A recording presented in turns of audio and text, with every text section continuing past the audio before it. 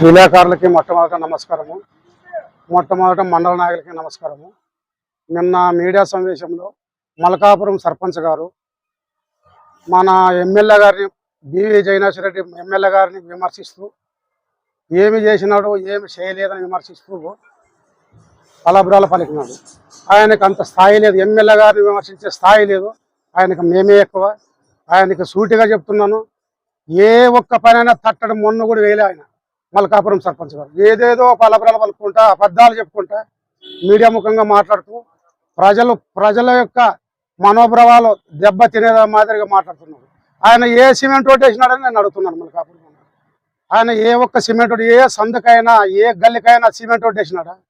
ఆయన ఏమన్నా చావిడి కట్టించినాడా? ఆయన ఏమన్నా ఏమి చేసినాడని మాట్లాడుతున్నాడు. ఆయన పదే పదే ఎమ్మెల్యే గారిని విమర్శిస్తే తగదని నేను విన్నపం చేస్తున్నాను.